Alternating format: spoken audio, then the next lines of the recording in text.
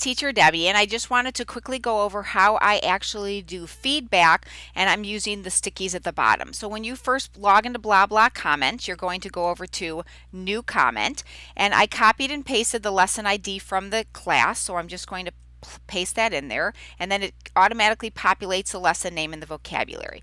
So as you can see, I have the 4 students that are down here from my most recent class. So what the most recent class that I just finished teaching, that's where I want to start with.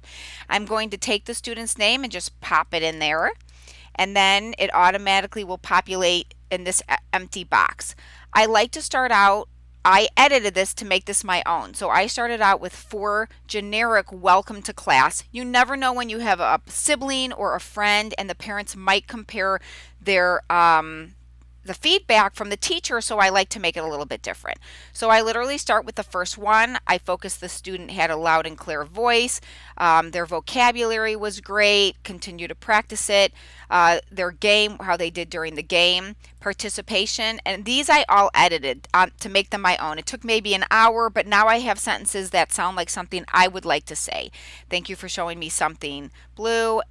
And then the conclusion. And then with the X's, that's where I'm just going to edit it and make it my own, and then my conclusion. So, and then you copy it to the clipboard, bring it into the student's evaluation page, and paste it. Then I'm going to go to my next student. Now Sally, I always put an asterisk near their name if they're new, so then my conclusion can be welcome to Magic Years. I'm going to start all over again.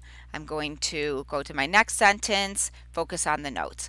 So when I'm done with all of these students, what I do now is I do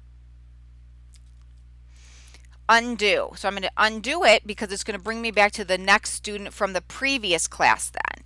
And then I just click on it. I also make sure that I take a screenshot of the students and these notes, so when class is over, because if my computer shuts down automatically because of the electricity or something, I'm going to have lost all of these notes. I can't go back. And then I start all over again. I'm going to plop in the new ID from that class lesson. It's going to populate what the new updated one is. And that's how I use my sticky notes at the bottom of the page.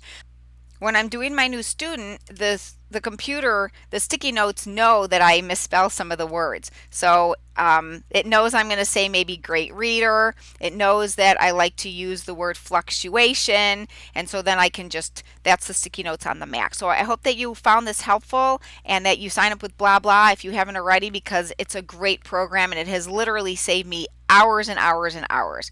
Thanks so much and happy teaching.